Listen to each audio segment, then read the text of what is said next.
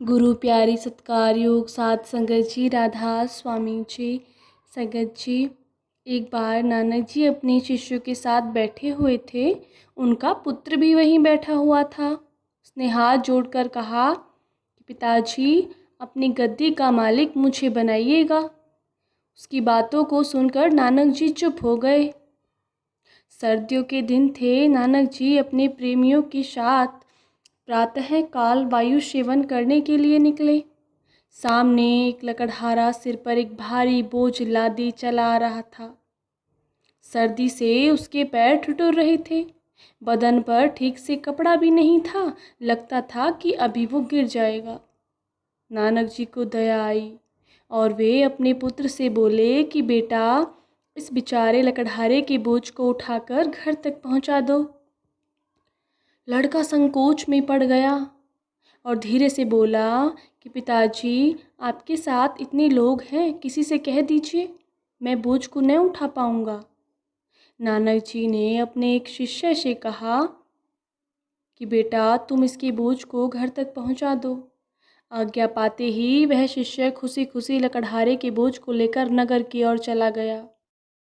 नानक जी ने अपने पुत्र की तरफ देखते हुए कहा कि बेटा, जो दूसरों के बोझों को अपने ऊपर खुशी खुशी उठा लेते हैं, वही इस गद्दी के मालिक हुआ करते हैं।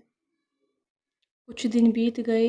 नियम के अनुसार प्रातःकाल नानक जी नगर के बीच से गुजर रहे थे। बगल में एक नाला बह रहा था। संयोगवश वे फिसल गए और उनकी खड़ाऊ नाले में जा गिरी। बेटे की तरफ देखकर उन्होंने कहा कि बेटा, मेरा खड़ाऊ तो निकाल दो। लड़का यह सोचकर कि नाला तो गहरा है, उसमें घुसकर खड़ाऊ खोजनी पड़ेगी और मेरे सब कपड़े गंदे हो जाएंगे। वह बोला कि पिताजी, मेरे कपड़े गंदे हो जाएंगे।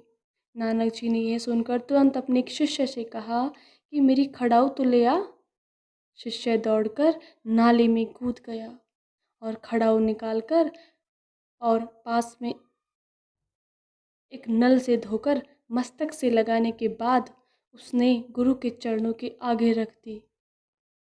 यह सब देखकर नानक जी ने अपने पुत्र से कहा कि बेटा, जो दूसरों की गंदगी को धोकर उसे साफ और निर्मल बना देते हैं, वही इस गद्दी के मालिक हुआ करते हैं। राधा स्वामी जी। सासंगत जी, हमें इस साखी से क्या शिक्षा मिलती है? सासंगत जी, हमें अपने गुरु के भाणे में रहना चाहिए। उनकी हर बात पर अमल करना चाहिए।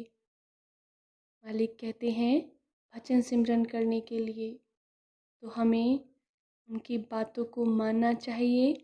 भजन सिमरन को पूरा पूरा वक्त देना चाहिए। राधा स्वामी जी।